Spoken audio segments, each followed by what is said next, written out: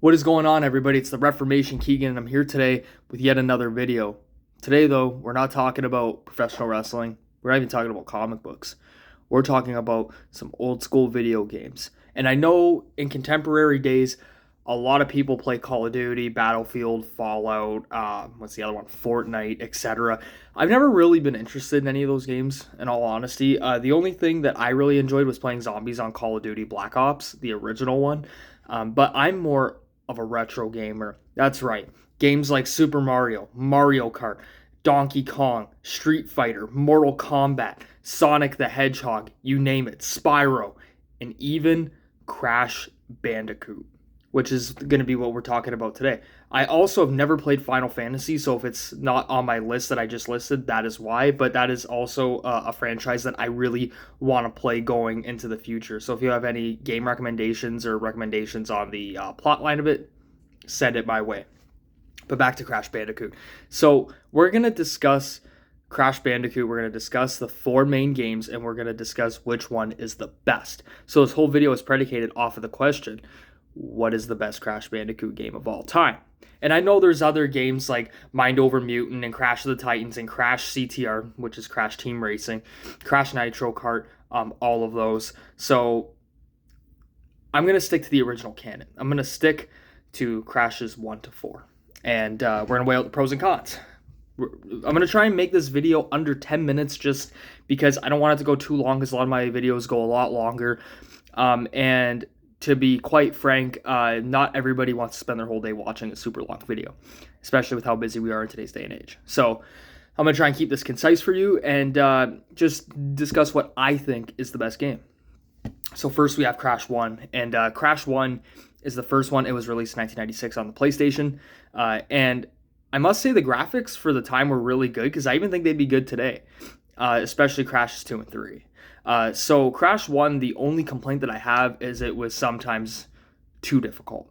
I think it was sometimes an unfair type of difficult, and if they would have kept Stormy Ascent, I could just imagine how many controllers would have been broken in the late 90s and early 2000s. But in the Crash Insane trilogy, you get to have Stormy Ascent as an optional level, as a downloadable content, because it was in the initial game.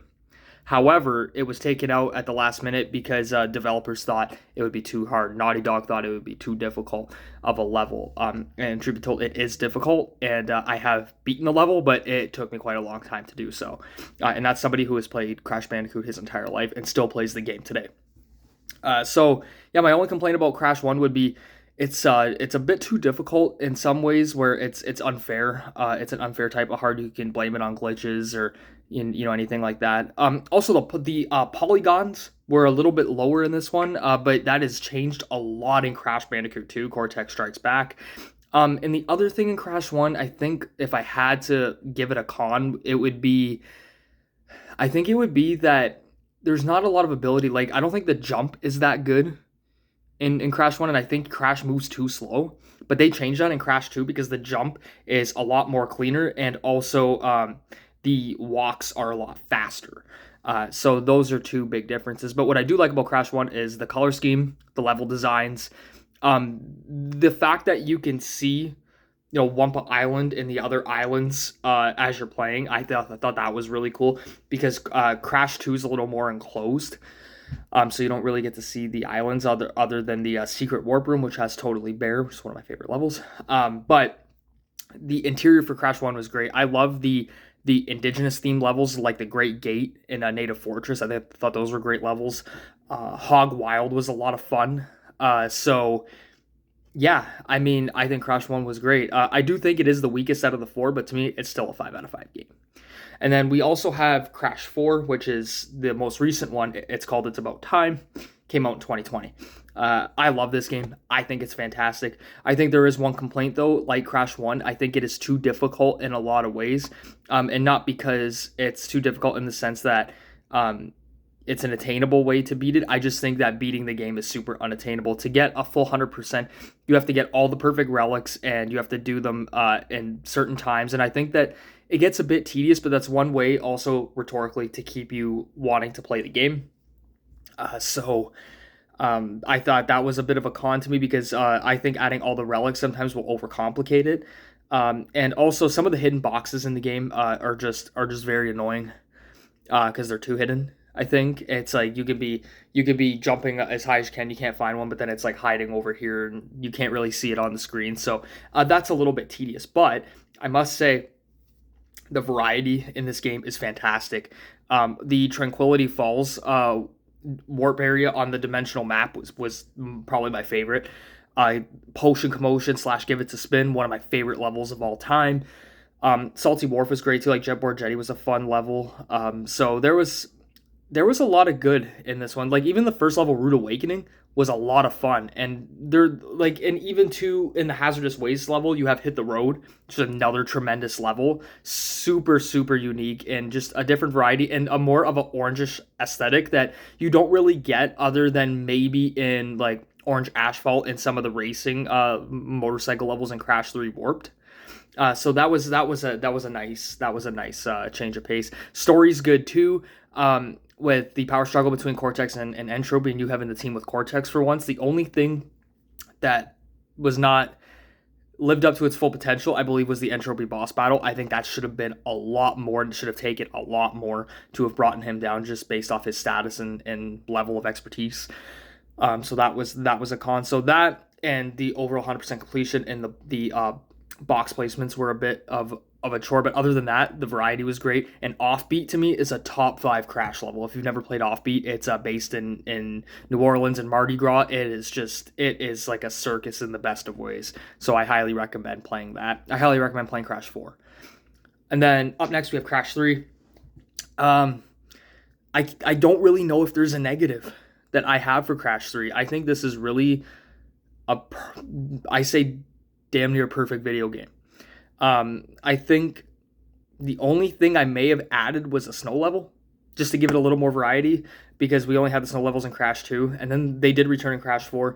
I also would have liked to have had something with Dr. Nitrous Brio in Crash 3, because based off the ending of Crash 2, when you get all 42 gems, you get a laser beam that Dr. Nitrous Brio orchestrates, and you blow up the Cortex Vortex.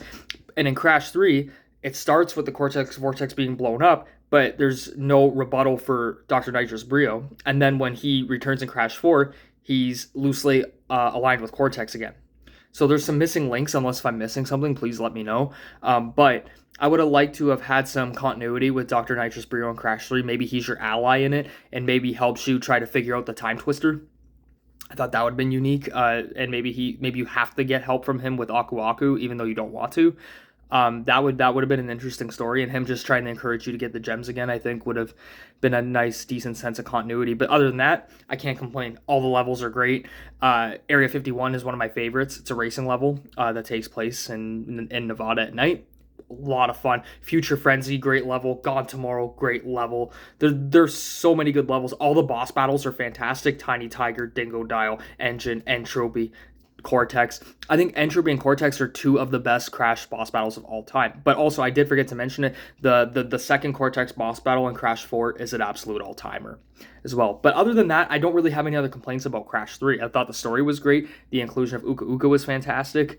And it kind of gave you a nice duo versus duo battle with Crash and Aku Aku against Cortex and Uka Uka. Thought that was great. And then we get to Crash 2. And the reason that I'm saving Crash 2 for last is because I believe that Crash 2 is the best Crash video game of all time. A lot of people say it's Crash 3 Warped, but I think Crash 2 Cortex Strikes Back is the best because of the story. I thought the story was fantastic, where Cortex is manipulating you to get crystals that he's going to fund with the Cortex Vortex, but then Embryo has to convince you to go get the gems, which if you don't get the gems, you can beat Cortex at the end, but the Cortex Vortex is still existing, and it's still up there, if you know that quote. So I thought the story was really well done, and Cortex keeps tabs on you throughout the entirety of all 5 warp rooms, and it's very satisfying at the end when you do beat him. I do wish the boss battle was a little bit more, though, because he's just on a jetpack, and he's pretty much retreating from you. I wish it would have been a little bit more, so my only con for Crash 2 is the Cortex boss battle. Even though it's not a bad boss battle, it just should have been a lot more. But the variety of the levels was fantastic. Unbearable to me is one of the best levels. You're getting chased by a massive polar bear, and then you have to ride polar to get away from the bigger polar bear, which I thought was awesome.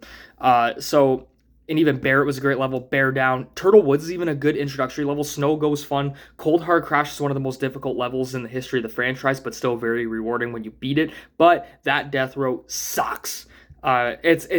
It's very difficult, but if you can beat it, it's super rewarding.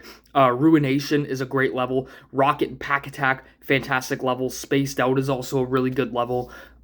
So that's why I believe Crash 2 is the best. And it's not because it has the most variety in levels in the sense that maybe Crash 3 does or Crash 4, but I think the overall story of Crash 2 is the best because you beat Cortex once, and now he's coming back, and he's going to throw everything at you except for the boss battle, obviously. But I do think Crash 2 has the best gameplay. And I love the dark brooding aspect of it, especially in some of the warp rooms, like warp rooms 3 and 4 just seem a lot darker, and it's more difficult to get through them. The sewer levels are good. Even the B levels, which I really hated when I was younger, I've grown to love them now, even though they can be difficult depending on your anxiety levels. But there's a lot of good in Crash 2.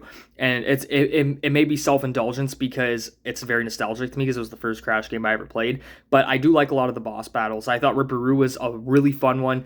I thought the Komodo Brothers, albeit easy, were a lot of fun. I thought Tiny Tiger was a super underrated one that a lot of people condemn and don't really talk about much.